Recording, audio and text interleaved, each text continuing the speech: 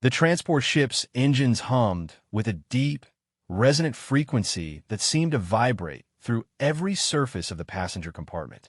Maya-chan pressed her face against the reinforced viewport, watching the swirling blues and purples of hyperspace flow past like liquid light.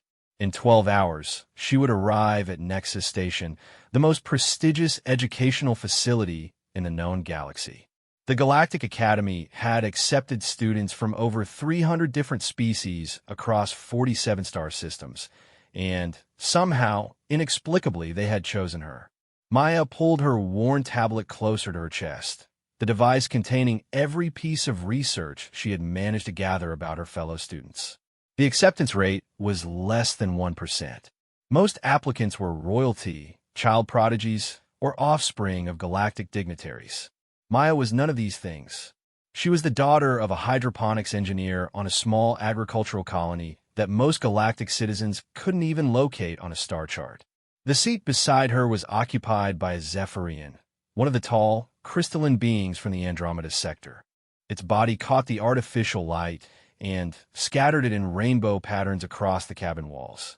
The creature had introduced itself as Kithara when they boarded, its voice like wind chimes in a gentle breeze.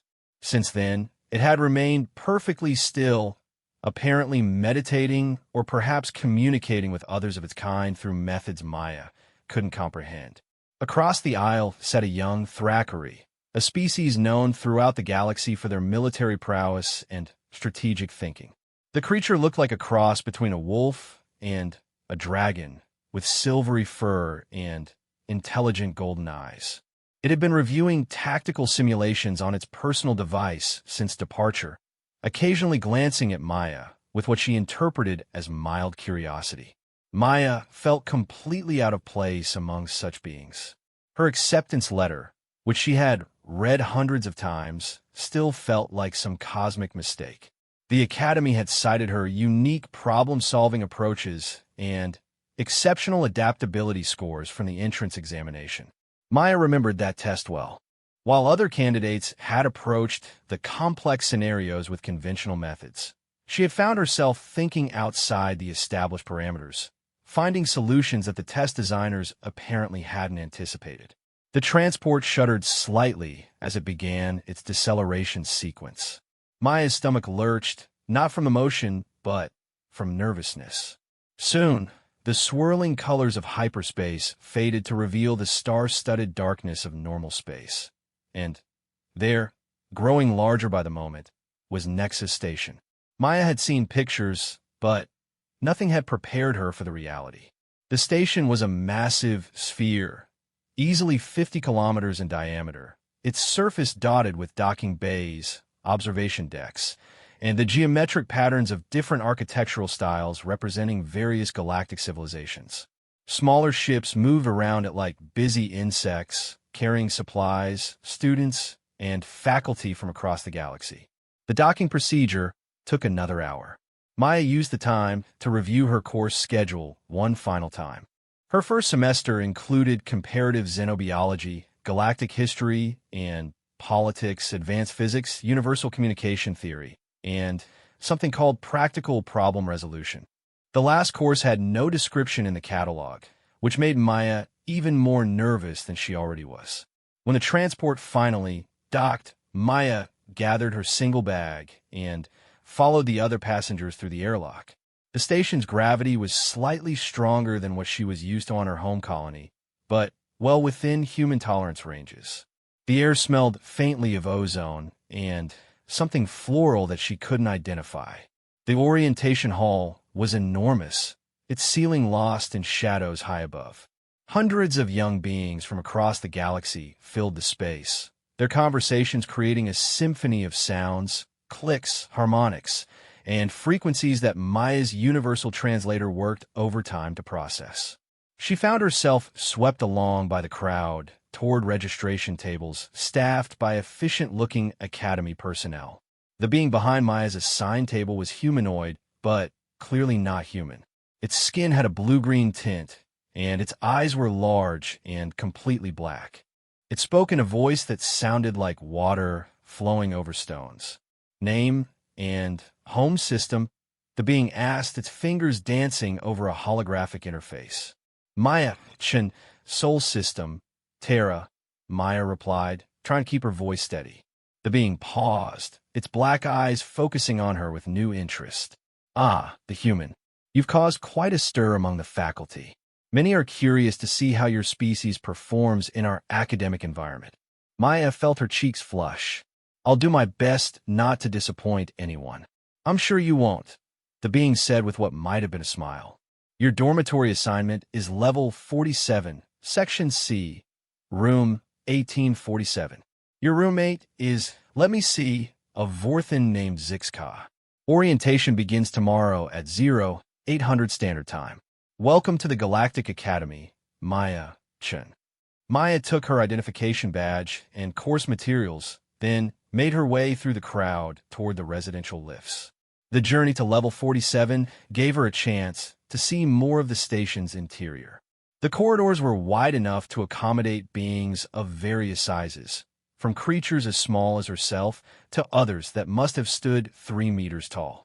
The walls displayed rotating art from different worlds, and Maya recognized none of it.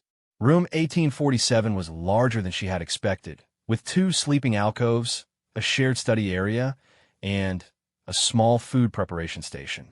One alcove was already occupied, judging by the strange, geometric decorations adorning the walls and the pungent smell that reminded Maya of burnt cinnamon. A voice came from the occupied alcove, speaking in rapid, high-pitched tones that her translator struggled with. After a moment, a being emerged that Maya assumed was Zixka. The Vorthan was roughly humanoid, but covered in what looked like overlapping scales that shifted color constantly. It had 4 arms and large, multifaceted eyes. You must be the human, Zixka said, its voice now modulated by a more sophisticated translator. I am Zixka of the Vorthan Collective. I have been assigned as your dormitory companion for this academic cycle. Maya set down her bag and extended her hand in what she hoped was a universal gesture of greeting. Zixka stared at the offered hand for a moment, then touched it briefly with one of its 4 hands. The scales on its body shifted to a warm amber color. I have studied human customs, Zixka said. This is your greeting ritual, yes? I am pleased to make your acquaintance, Maya-chan. Nice to meet you too, Zixka. I hope we'll be good roommates. As do I. I have prepared a list of questions about human biology and culture if you would be willing to engage in informational exchange. Maya couldn't help but smile. I'd be happy to answer your questions. Maybe you could tell me about Vorthan culture too. Zixka's scales rippled through several colors that Maya interpreted as pleasure. This arrangement will be most beneficial for both our learning experiences. Maya spent the rest of the day settling into her alcove and reviewing her course materials. Zixka proved to be an excellent source of information about academy life, explaining everything from meal protocols to the complex social hierarchies that existed among the various species represented in the student body. Humans are somewhat of a curiosity here, Zixka explained as they shared a meal of foods that were supposedly nutritionally appropriate for both their species. Your planet was only recently contacted by the Galactic Council, and this is the first time a human has been accepted to the Academy. No pressure, Maya muttered, picking at something that tasted like a cross between chicken and vanilla pudding. Pressure. Zixka's translator seemed to struggle with the concept. It's a human expression. It means feeling stressed about expectations. Zixka's scales shifted to a thoughtful purple. I understand. You fear that your performance will be judged as representative of your entire species. Something like that. If it provides comfort, most species are initially skeptical of newcomers. The Zephyrians were considered too ethereal for practical learning when they first arrived. The Thrakkery were thought to be too aggressive for collaborative study. Yet both species have produced some of the Academy's most distinguished graduates. Maya felt a little better after that conversation. She spent the evening reviewing her course materials and trying to prepare for what would undoubtedly be the most challenging academic experience of her life. The next morning, Maya's first class was comparative xenobiology with Professor Hendricks, a fellow human who had been teaching at the academy for over 20 years. Maya felt a surge of relief when she saw a familiar face at the front of the classroom, even though Professor Hendricks looked at her with the same curiosity as everyone else. Welcome, students, to what I consider the most fascinating subject in the known universe. Professor Hendricks began, his voice carrying easily through the amphitheater-style classroom. Life has evolved in ways that would seem impossible if we didn't have the evidence right in front of us. Maya looked around at her classmates and had to agree. The variety of life forms in the room was staggering. Besides herself, Zix-Ka, and the Zephyrian and Thackeray from the transport, there was a gaseous being that seemed to exist partially in another dimension, a crystalline creature that communicated through color changes, and several others that defied easy categorization. Your first assignment, Professor Hendricks continued, will be to form study groups with beings from at least 3 different species and conduct a comparative analysis of respiratory systems. You'll have 1 week to compile your findings. Maya felt her stomach sink. Forming groups had always been her least favorite part of any class, and now she had to do it with beings she couldn't even communicate with properly in some cases. As the class dispersed, Maya found herself standing alone while groups formed around her. She was about to resign herself to working with whoever was left when she felt a gentle touch on her shoulder. She turned to see Kithara, the Zephyrian from the transport. "Maya, Chin of Earth," Kithara said, its voice like distant music. "Would you consider forming a study group with myself and others? You want to work with me?" Maya asked, surprised. "Your species intrigues me. I have observed that humans often find unexpected solutions to problems. This quality would be valuable in our group." Before Maya could respond, the young Thackeray from the transport approached them. Up close, Maya could see that its golden eyes held an intelligence that was almost unnerving. "I am Raktar of the Thackeray 4th Legion," the creature said, its voice a low growl that the translator rendered in precise, formal tones. "I request permission to join your study group." "Why?" Maya asked, then immediately felt rude for being so direct. Raktar's mouth curved in what might have been a smile, revealing sharp, white teeth. "Your entrance examination scores were unusual. The Academy's testing protocols have remained unchanged for centuries. Yet you achieved results that surprised the evaluation committee. I am curious to observe your problem-solving methods." Maya felt heat rise in her cheeks again. "I don't know if I'm really that special. I just try to think about the problems differently." "Precisely," Kithara chimed in. "This is what makes your perspective valuable." And so Maya found herself part of a study group that, on paper, seemed impossible. A human, a crystalline energy being, and a warrior species predator working together to analyze respiratory systems. Yet as they began their research that afternoon in one of the Academy's vast libraries, Maya discovered that their differences were actually their greatest strength.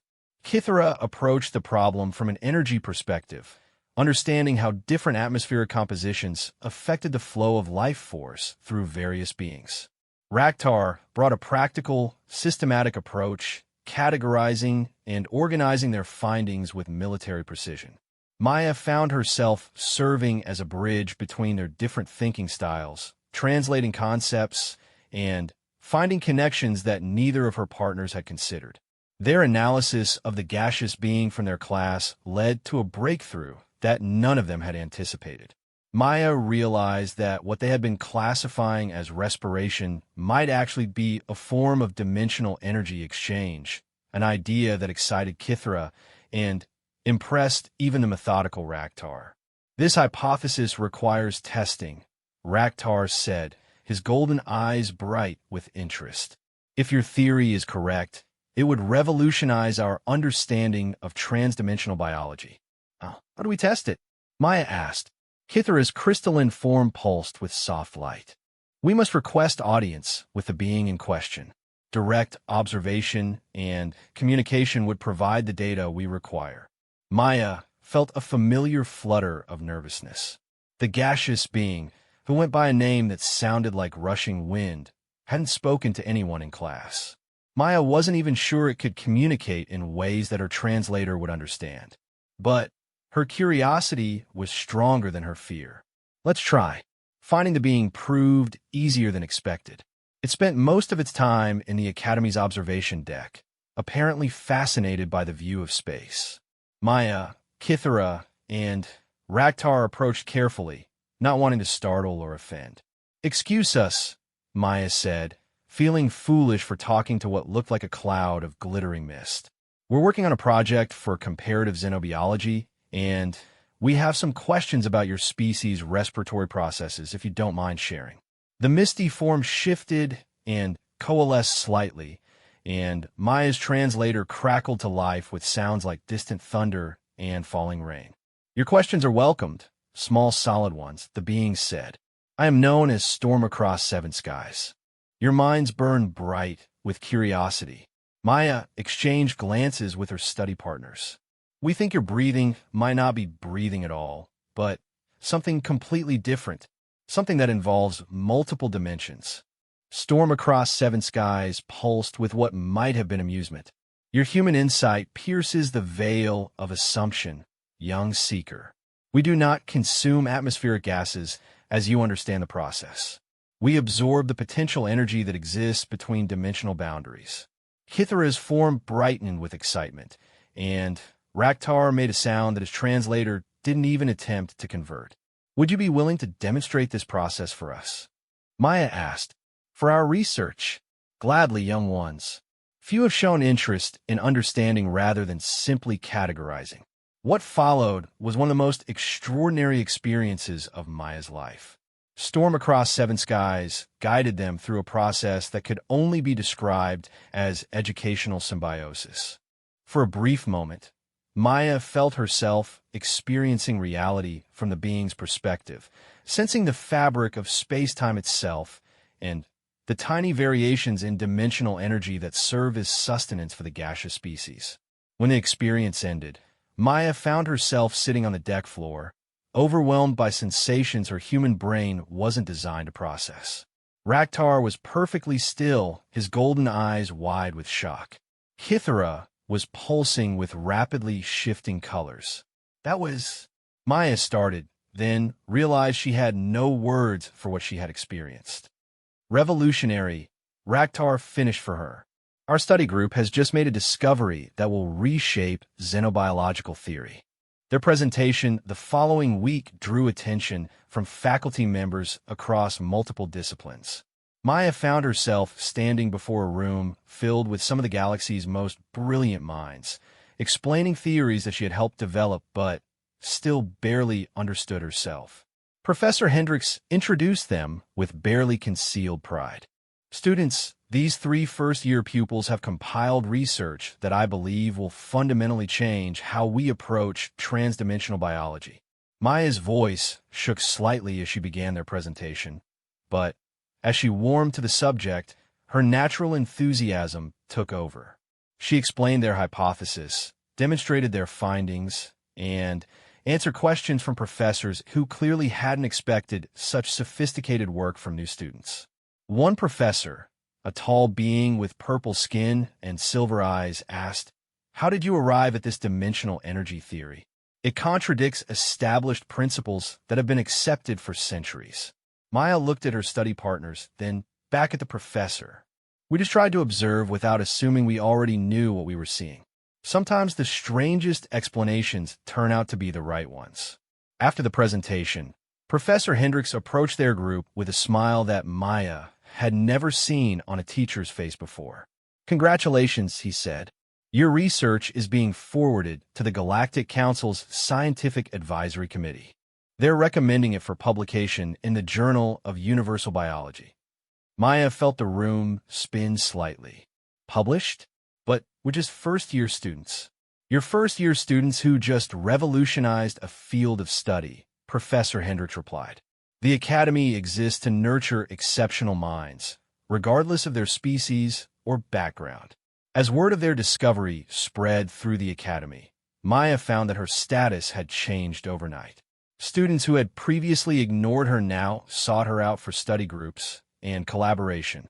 Faculty members who had regarded her with polite curiosity now looked at her with genuine interest.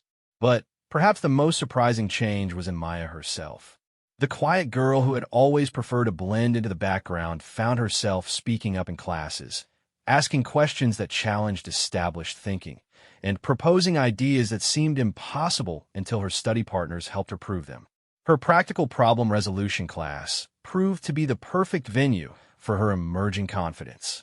The course, taught by an enigmatic being known only as Professor V, presented students with scenarios that had no obvious solutions. While other students approached these challenges with conventional wisdom, Maya found herself thinking in ways that surprised even her. When presented with a scenario involving a space station losing life support with limited resources for repairs, most students focused on rationing existing supplies and implementing emergency protocols. Maya proposed reorganizing the station's internal structure to create natural air circulation patterns, turning the entire facility into a giant lung. Her solution was so unexpected that Professor V asked her to present it to an advanced engineering class. Another scenario involved mediating a trade dispute between three species with incompatible communication methods. While other students worked on translation protocols and compromise agreements, Maya suggested that the conflict itself might be based on a fundamental misunderstanding of what was being traded. Her investigation revealed that one species was trading intellectual concepts while another was trading emotional experiences, and the third was trading temporal possibilities. Once this was understood, the dispute became a fascinating exchange of different types of value. Professor V, whose species Maya still hadn't determined despite weeks of subtle observation, began using her solutions as examples for other classes. The key to exceptional problem resolution, the professor said during one lecture, is to question the assumptions underlying the problem itself. Maya Chun consistently demonstrates this principle. Maya's reputation grew beyond the Academy's walls. A documentary crew from the Galactic Broadcasting Network requested permission to film her and her study partners for a series about innovative thinking in education. Research institutes from across the galaxy began sending recruitment offers, even though she was still in her first semester. But perhaps the most meaningful recognition came from her fellow students. The complex social hierarchies that Zixka had described began to shift, and Maya found herself at the center of a network of beings who valued her unique perspective. Study groups formed around her, not because she had all the answers, but because she asked questions that others hadn't considered. Zixka, who had become not just a roommate, but a close friend, observed these changes with fascination. Your species possesses a remarkable ability to synthesize disparate concepts, Zixka said one evening as they reviewed notes for their various classes. You see patterns that others miss because you approach problems without the constraints of established knowledge. Maya looked up from her tablet, where she had been sketching ideas for their next galactic history project. Maybe that's because I don't know enough to be constrained yet. Perhaps, Zixka replied, its scales shifting to thoughtful blue. Or perhaps your species' relative newcomer status to galactic civilization is actually an advantage. You bring fresh perspectives to ancient problems. As the semester progressed, Maya's confidence continued to grow. She began participating in optional seminars and research projects, collaborating with students from across the galaxy on problems that had puzzled scientists for generations.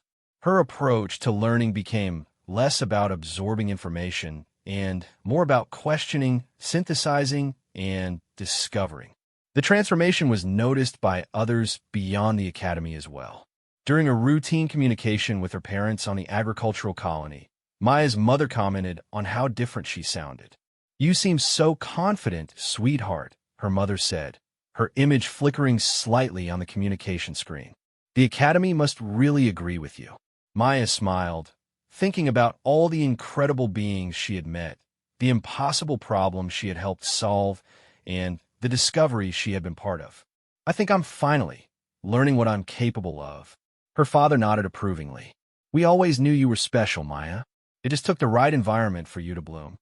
After ending the communication, Maya sat in her dormitory room, reflecting on the changes in her life. 6 months ago, she had been a quiet, unremarkable girl from an obscure colony, certain that she was out of place among the galaxy's elite. Now, she was contributing to research that was reshaping scientific understanding and forming friendships with beings she never could have imagined meeting. But, more than that, she was discovering aspects of herself that she had never known existed. The girl who had always been afraid to speak up in class was now challenging professors and proposing theories that made faculty members reconsider their assumptions. The student who had always struggled to fit in was now at the center of a diverse community of brilliant minds. As she prepared for her first semester exams, Maya realized that her journey at the Galactic Academy was just beginning. She had already exceeded everyone's expectations, including her own, but she could sense that greater challenges and discoveries lay ahead. The quiet girl from Earth was ready for whatever the galaxy had to offer. The stars visible through her dormitory window seemed to pulse with possibility, each one representing worlds and civilizations and problems waiting to be solved. Maya-chan had found her place among them, not as an outsider trying to fit in, but as a unique voice contributing to the vast symphony of galactic knowledge. Tomorrow would bring new classes, new challenges, and new opportunities to push the boundaries of what was thought possible. Maya fell asleep that night with a smile on her face, dreaming of discoveries yet to be made and problems yet to be solved. The girl who had arrived at the academy in obscurity was well on her way to Acclaim, and her journey was far from over. The second semester at the Galactic Academy brought new challenges that would test Maya's growing confidence in ways she never anticipated. The quiet corridors of the residential levels buzzed with excitement as students prepared for the Academy's most prestigious event, the Interspecies Innovation Challenge. This competition occurred every 3 galactic standard years and drew participants from every major civilization in the known universe. Maya learned about the challenge from Professor V during a practical problem resolution seminar. The enigmatic instructor's form seemed to shimmer more than usual as it explained the competition's significance. The Innovation Challenge addresses real problems facing our galactic community, Professor V said, its voice carrying harmonics that Maya's translator struggled to process. Past winners have developed solutions that prevented wars, saved entire ecosystems, and revolutionized interstellar travel. This year's challenge focuses on the growing crisis of dimensional stability in the Outer Rim territories. Maya felt her pulse quicken. The Outer Rim crisis had been mentioned in several of her classes. Entire star systems were experiencing reality fluctuations that made long-term habitation impossible. Some planets phased in and out of existence, while others experienced time distortions that aged their inhabitants centuries in minutes. Teams may consist of up to 5 members from any academic level. Professor V continued. Registration closes in 1 standard week. I encourage all students to consider participation, as the experience itself is invaluable regardless of outcome. After class, Maya's usual study partners gathered in their familiar corner of the Academy's main library. The space had become their unofficial headquarters, surrounded by holographic displays showing everything from dimensional mathematics to temporal physics. Are you considering entering the challenge? Kithara asked, its crystalline form pulsing with nervous energy. Raktar's golden eyes reflected the light from nearby displays. The competition is intense. Teams from the most advanced civilizations spend months preparing. We are still first-year students. So, Maya said, surprising herself with her boldness. We've already proven that being new doesn't mean we can't contribute something valuable. Zixka, who had joined their study group after their successful xenobiology project, rippled through several colors before settling on an optimistic yellow. Maya speaks correctly. Our diverse perspectives have already produced unexpected results. Perhaps this same diversity could address the Outer Rim crisis. Storm across 7 skies materialized beside their table, its gaseous form barely contained by the library's atmospheric barriers. The dimensional instabilities affect my people greatly, the being said, its voice like distant thunder. Entire communities have been scattered across probability streams. If young minds such as yours could find solutions, many would be grateful. Maya felt the weight of that responsibility settle on her shoulders. This wasn't just an academic exercise anymore. Real beings were suffering, and maybe their unique team could actually help. Then, we do it, Maya said, looking at each of her friends in turn. We enter the challenge. The next week flew by in a blur of research and preparation. Maya discovered that the dimensional instabilities weren't random phenomena, but followed patterns that nobody had been able to predict. The established theories all focused on external causes, stellar radiation, gravitational anomalies, or interference from hyperspace travel routes. But as Maya studied the data, something nagged at her. The pattern reminded her of something from her childhood on the agricultural colony. She spent hours trying to remember what it was, until one night the answer came to her in a dream. Crop rotation cycles. The instabilities followed the same kind of pattern that farmers use to prevent soil depletion. It was as if reality itself was trying to maintain some kind of balance. Maya woke up with her heart racing and immediately began pulling up every piece of data she could find about the affected systems. If her intuition was correct, the instabilities weren't a problem to be solved, but a natural process that had been disrupted. She called an emergency study group meeting for the next morning. Her friends gathered around their library table, looking concerned at Maya's obvious excitement. "What have we been looking at this backwards?" Maya said, projecting her findings into the holographic display. "What if the dimensional instabilities aren't caused by something going wrong, but by something that's supposed to happen being prevented?" Kithra's form brightened as it studied the data patterns. "You suggest that reality requires maintenance? Like a living system?" "Exactly." Maya pulled up more displays showing the correlation between stability zones and the instability patterns. "Look at these readings. The stable systems show signs of dimensional stress. They're not naturally stable. They're being held stable by something." Raktar leaned forward, his tactical mind immediately grasping the implications. If stability is artificial, then the instabilities might be reality's attempt to correct an imbalance. But what could cause such widespread artificial stability? The answer came from Storm Across Seven Skies, whose gaseous form had been slowly shifting through different densities as it processed the information. "The ancient stabilizer network," the being said. "My people remember stories of the first galactic civilization. They built a vast network to prevent dimensional collapses that threatened early space travel." Maya felt puzzle pieces clicking into place in her mind.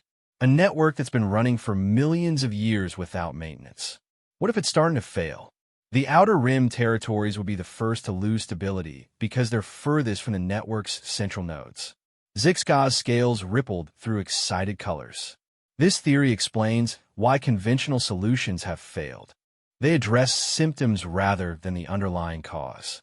Maya's team spent the next month developing their hypothesis and creating a presentation that would convince the challenge judges. Their solution was radical. Instead of trying to stop the dimensional instabilities, they proposed working with them.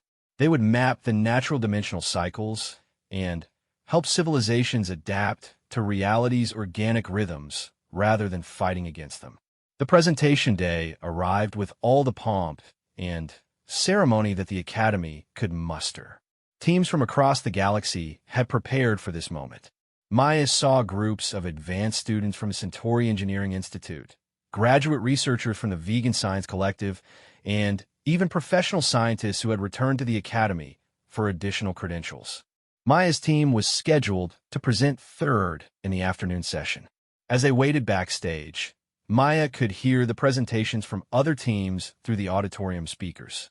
Each proposal was more sophisticated than the last, involving complex technologies and massive resource investments.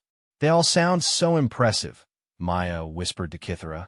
"Impressive does not always mean correct," Kithra replied, its crystalline form steady and calm. "We have learned to trust your insights, Maya-chan. Do not doubt them now." When their turn came, Maya walked onto the stage with her friends beside her, facing an auditorium filled with the galaxy's brightest minds. The judges' panel included representatives from every major species, their expressions ranging from polite attention to obvious skepticism. Maya began their presentation with confidence she had learned to trust over the past months. "Honored judges and fellow students, we propose that the outer rim dimensional crisis is not a problem to be solved, but a natural process that has been artificially suppressed for millions of years." The auditorium fell silent. Maya could practically feel the audience's surprise at such an unconventional opening. She proceeded to lay out their theory, supported by data analysis that Raktar had compiled and dimensional energy readings that Kithra had helped interpret. Storm Across Seven Skies provided historical context that no other team had access to, while Zixka presented their proposed adaptation protocols with characteristic Vorthan precision. The solution they proposed was elegant in its simplicity. Instead of massive technological interventions, they suggested working with affected populations to develop mobile habitation technologies and dimensional prediction systems. Civilizations would learn to flow with reality's natural cycles rather than fighting against them. But this would require entire populations to abandon their homeworlds, one judge objected. The being appeared to be from the rigid hierarchical council, known for preferring permanent solutions. Maya had anticipated this objection. "With respect, honored judge, many populations in the Outer Rim have already been displaced by the instabilities. Our proposal would make those displacements planned and safe rather than emergency evacuations." Raktar stepped forward to address the tactical aspects. "Our analysis suggests that mobile civilizations following dimensional cycles would actually have access to more resources and safer living conditions than those attempting to maintain artificial stability." The questions continued for nearly an hour. Maya found herself defending concepts that she had helped develop, but still seemed almost impossible. Yet with each question, she felt more confident in their approach. The data supported their theory, and their solution addressed root causes rather than symptoms. After all teams had presented, the judges retreated for deliberation. Maya and her friends waited in the Academy's observation lounge, watching ships arrive and depart from the station's docking bays. The view reminded Maya of her first arrival at the Academy, when everything had seemed overwhelming and impossible. "Whatever happens," Maya said to her friends, "I'm proud of what we've accomplished together." "As are we," Zixkar replied, its scales a warm, contented gold. "You have taught us that the best solutions often come from questioning the assumptions that others take for granted." The results were announced 3 hours later. Maya's team was called forward to face the judges' panel, their expressions unreadable. The head judge, an ancient being whose species Maya still couldn't identify, rose to deliver the verdict. "The innovation challenge seeks solutions that combine creativity, scientific rigor, and practical applicability," the judge began. "This year's winning proposal demonstrates all three qualities while introducing a paradigm shift in how we approach galactic-scale problems." Maya felt her heart stop as the judge continued. The winning team, consisting of Maya, Chan of Earth, Kithra of the Zephyrian Collective, Raktar of the Thrakkery Fourth Legion, Storm Across Seven Skies of the Gaseous Confederation, and Zixka of the Vorthan Union, has proposed a solution that our expert analysis suggests could not only address the Outer Rim crisis, but prevent similar problems in the future. The auditorium erupted in a mixture of applause and surprise conversations. Maya felt her legs go weak as the reality of their victory hit her. They had won.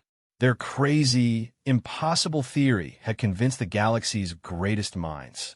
But the real impact of their victory became clear in the days that followed. The Galactic Council's Emergency Response Division requested immediate consultation with Maya's team. Representatives from the Outer Rim territories arrived at the Academy seeking detailed implementation plans. Research institutes across the galaxy began developing technologies based on their dimensional adaptation principles. Maya found herself thrust into a role she had never imagined. No longer just a promising student, she was now recognized as one of the galaxy's leading experts on dimensional stability. Interview requests poured in from academic journals, news networks, and government organizations. The transformation was overwhelming at times. Maya would catch herself in mirrors and be surprised by the confident young woman looking back at her. The quiet girl who had arrived at the academy less than a year ago seemed like a different person entirely. Professor Hendricks requested a private meeting with Maya during this whirlwind period. She found him in his office, surrounded by holographic displays showing dimensional readings from across the galaxy. "Maya," he said, gesturing for her to sit down. "I've been teaching at this academy for over 20 years, and I've never seen anything quite like what you've accomplished." Maya felt heat rise in her cheeks. "I had incredible teammates, Professor. I couldn't have done any of this alone." "True," Professor Hendricks agreed. "But you were the catalyst.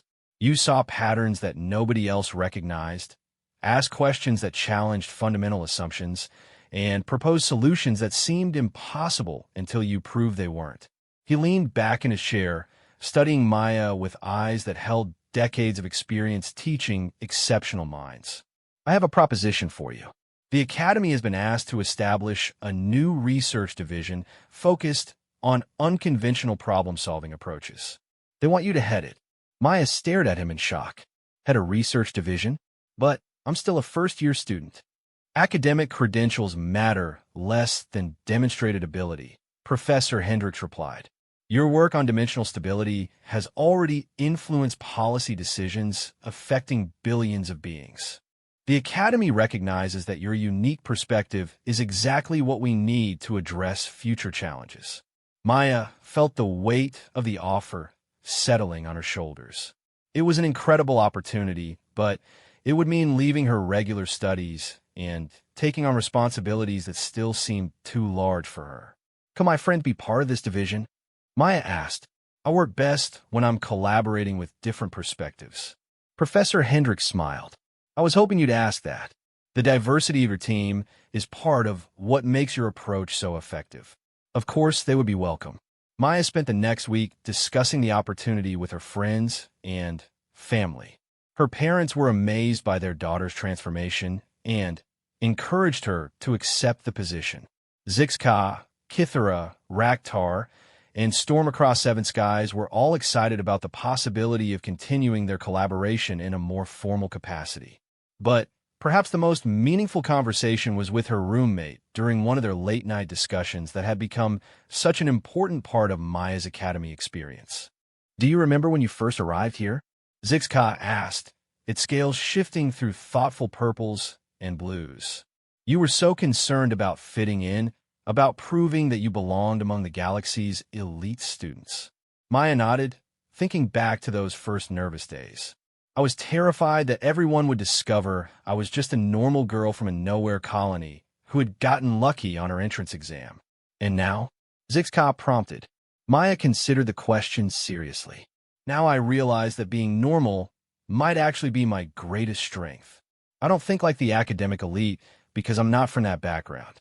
I ask different questions because I don't know what questions aren't supposed to be asked.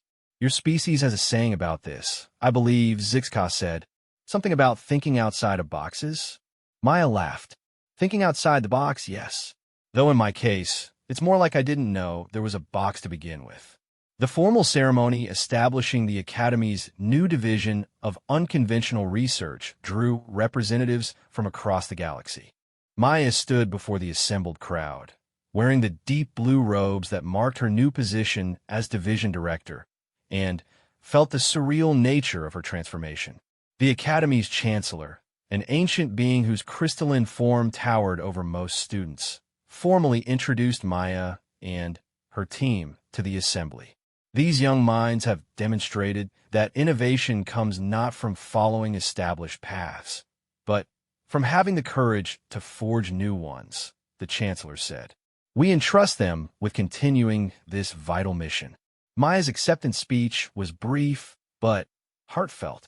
She spoke about the importance of diverse perspectives, the value of questioning assumptions, and the potential that existed when beings from different backgrounds worked together toward common goals.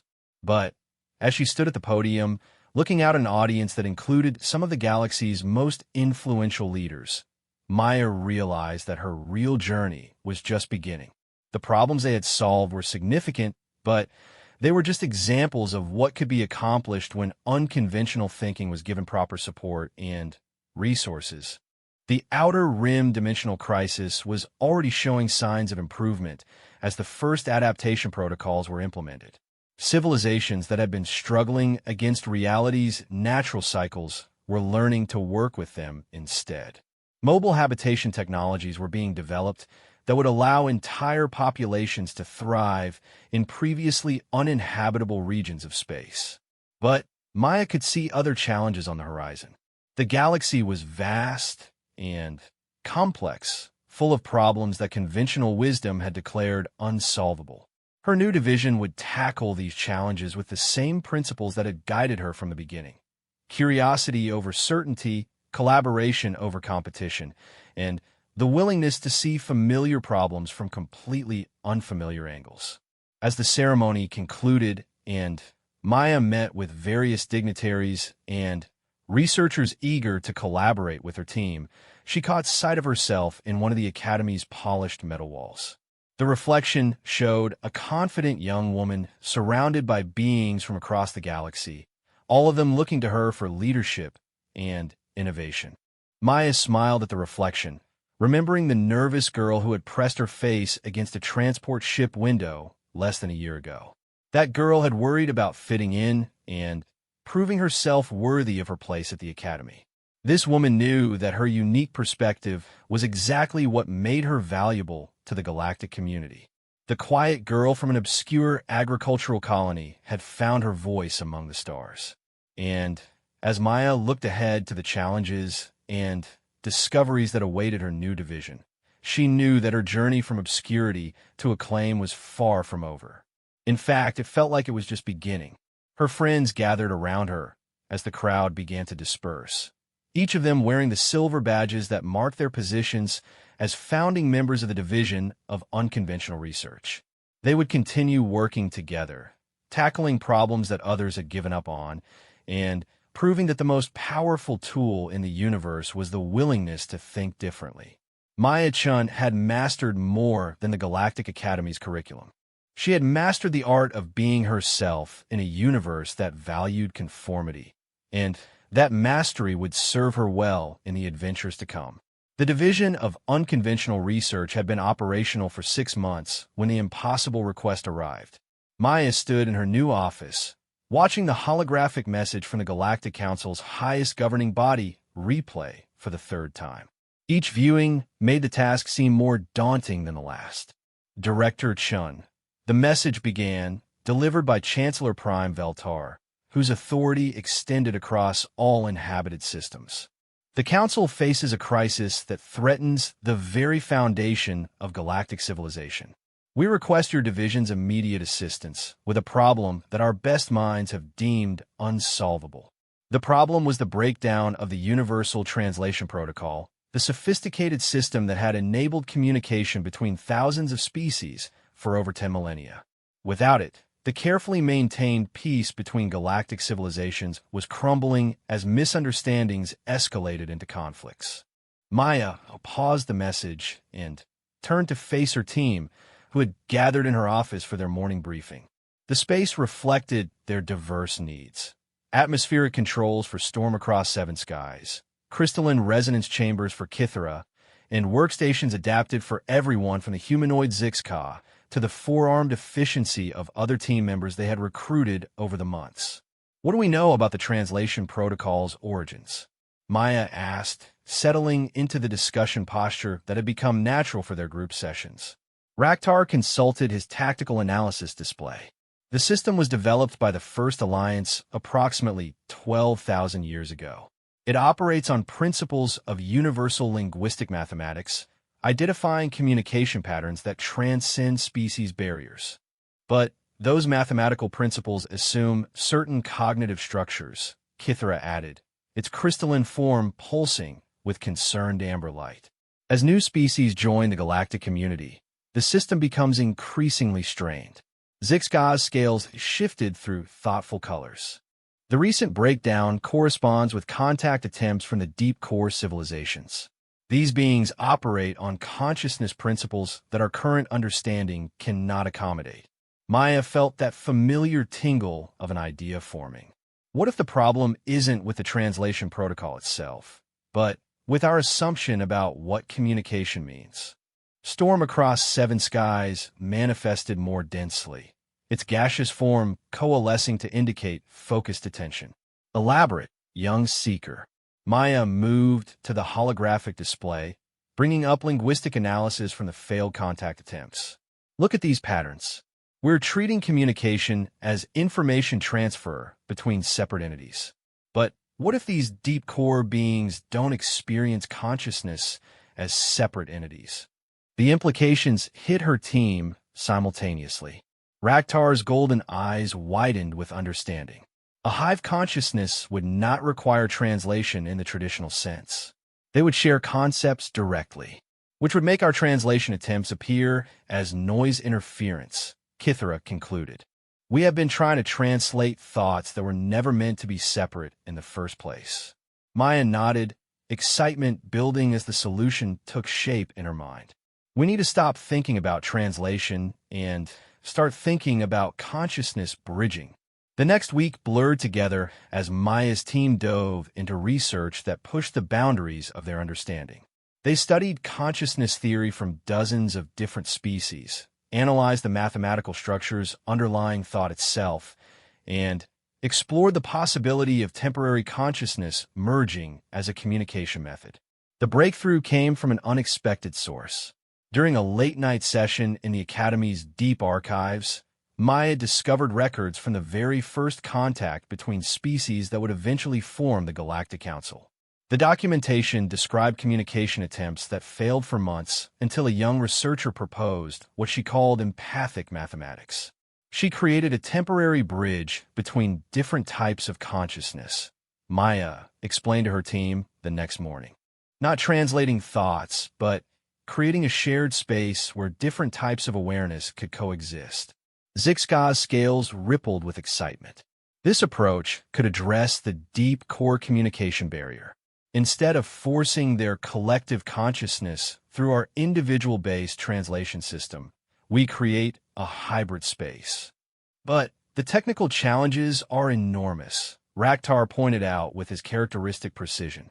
Creating stable consciousness bridges across species barriers would require technology we do not possess. Storm across seven skies drifted closer to the group. Perhaps technology is not the answer. My people remember elder times when consciousness barriers were crossed through shared experience rather than mechanical intervention. Maya felt pieces clicking together again. What if we combine ancient techniques with modern understanding? Create consciousness bridges using methods that transcend technological limitations. The proposal they developed over the following month was unlike anything the Galactic Council had ever considered. Instead of fixing the translation protocol, Maya's team proposed establishing contact circles, specially trained groups that could facilitate communication between radically different types of consciousness.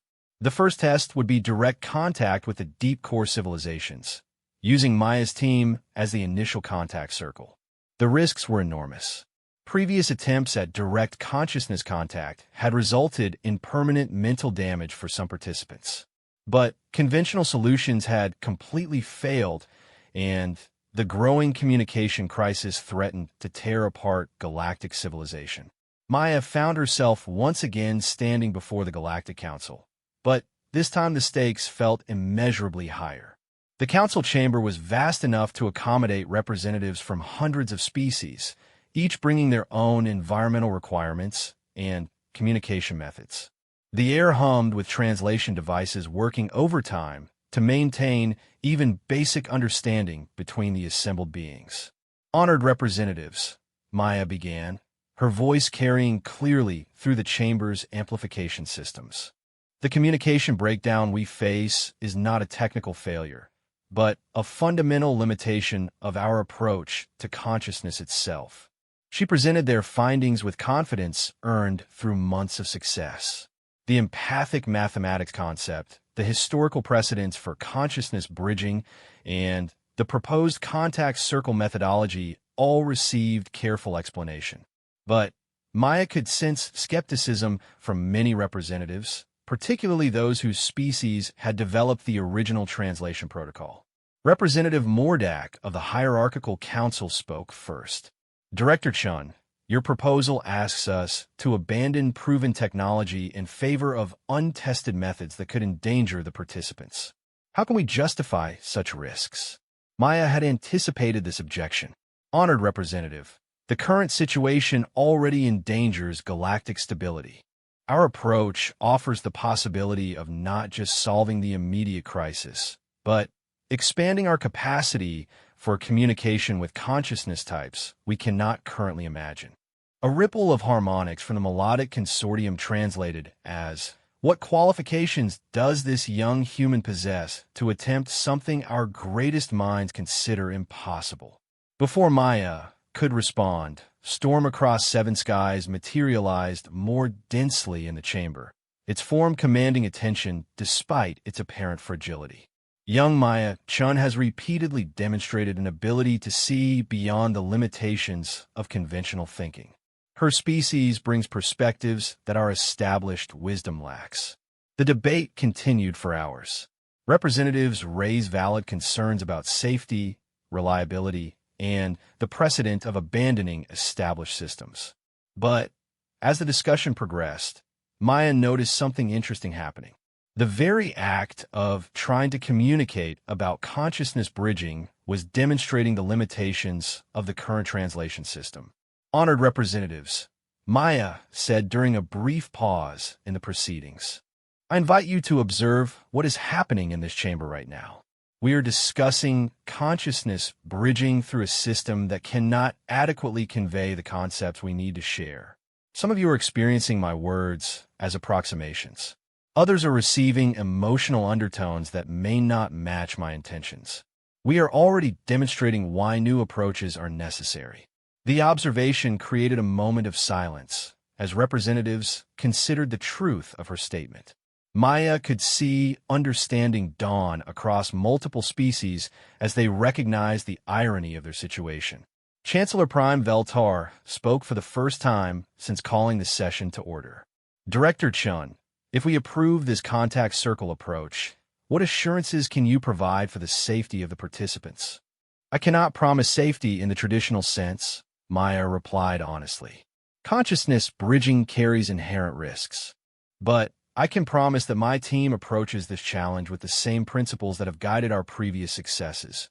Careful preparation, diverse perspectives, and the willingness to retreat if conditions become dangerous. Kithra's crystalline form brightened as it addressed the chamber.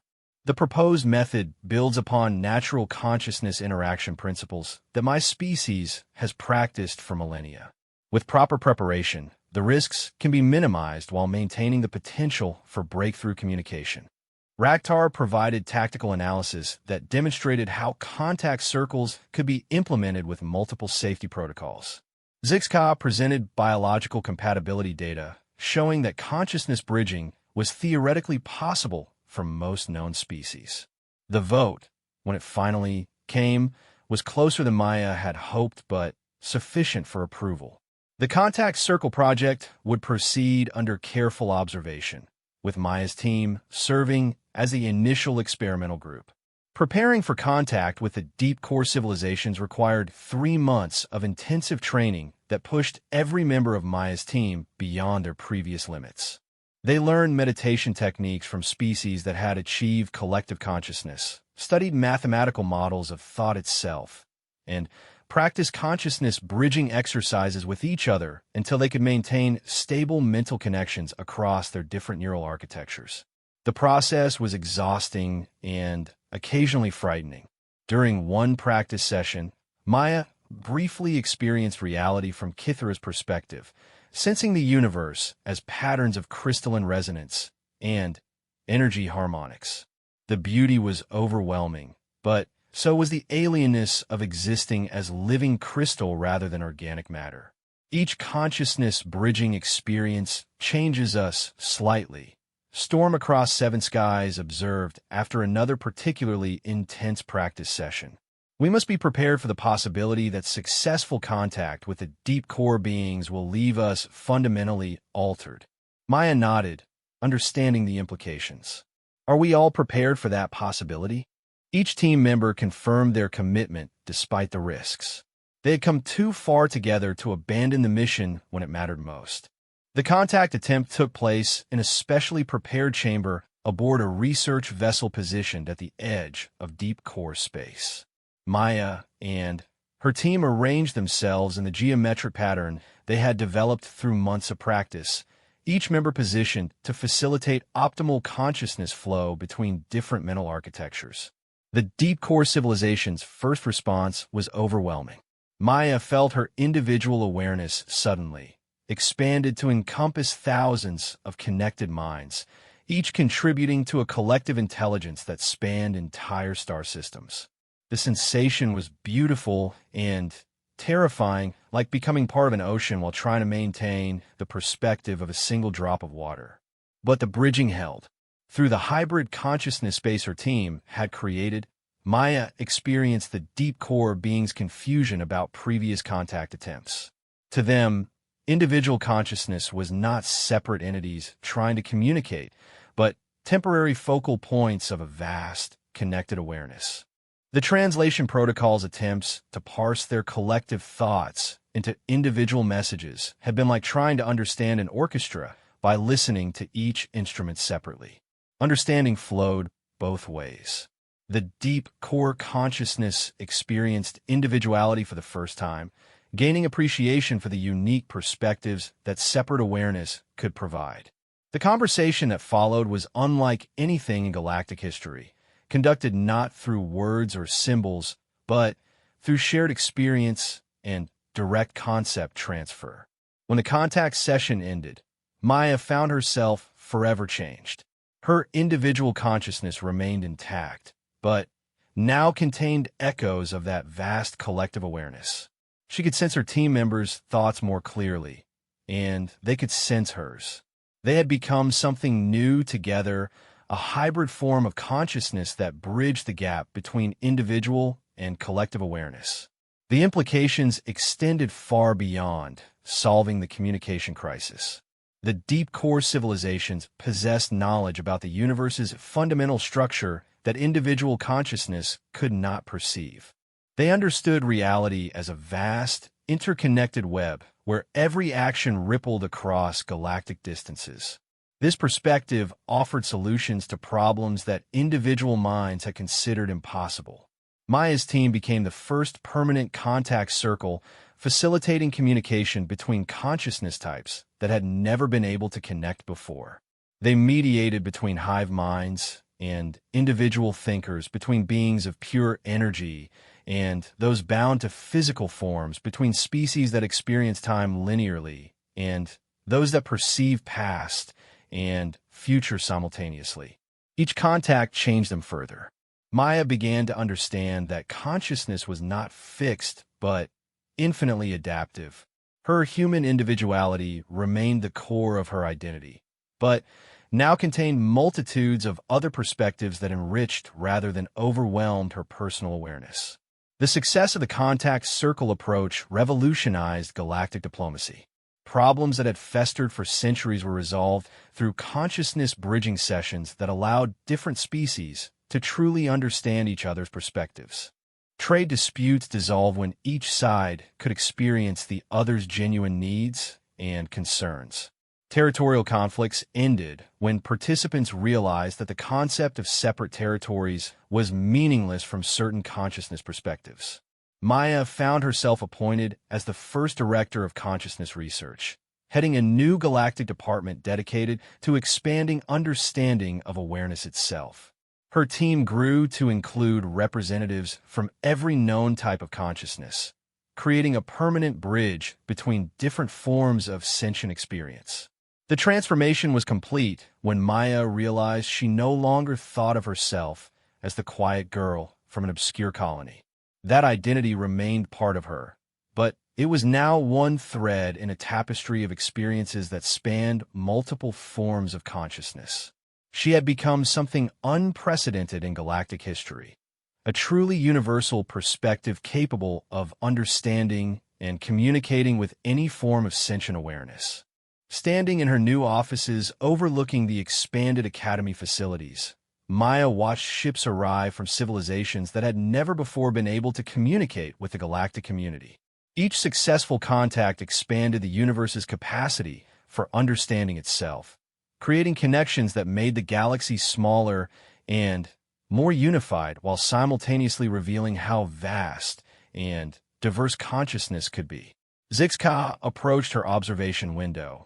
Its scales now permanently shifted to colors that reflected their shared consciousness-bridging experiences. Do you ever regret the changes, Maya? Sometimes I wonder what our original selves would think of what we have become. Maya considered the question seriously. Through her expanded awareness, she could sense Kithra's crystalline presence resonating with harmonics of deep contentment. Raktar's tactical mind, now capable of processing vast collective strategies, and Storm across seven skies, existing as a bridge between individual and distributed consciousness. I think our original selves would be amazed, Maya said finally. We've become more than we ever imagined possible, while remaining fundamentally who we always were. A new contact request appeared on Maya's communication display, this time from a civilization so alien that their consciousness existed partially outside normal space-time. Maya smiled, feeling the familiar excitement of approaching the impossible with friends who had learned to transcend every limitation they encountered. The quiet girl who had worried about fitting in at the Galactic Academy had mastered more than academic challenges. She had mastered the art of growing beyond her original limitations while honoring the unique perspectives that made growth possible. And as Maya prepared for another impossible contact session that would expand the universe's understanding of itself, she knew that her journey from obscurity to acclaim had transformed into something far more significant. A journey toward understanding consciousness itself in all its infinite possibilities. The stars outside her window seemed to pulse with awareness, each one potentially hosting forms of consciousness that had never been imagined. Maya-chan had found her place among them, not by becoming someone different, but by becoming more fully herself while remaining open to everything that consciousness could become. The girl from Earth had become a bridge between all possible forms of awareness, and the universe was larger and more connected because of her journey. Her story had moved from personal success to universal significance, proving that sometimes the most profound changes begin with a single individual willing to question the assumptions that limit everyone else's thinking. Maya had mastered the Academy, mastered herself, and ultimately mastered the art of helping consciousness itself evolve toward greater understanding and connection. The quiet girl's voice had become a symphony that harmonized with every form of awareness in the galaxy, and her journey from obscurity to acclaim had become a transformation that lifted all consciousness toward previously unimaginable possibilities.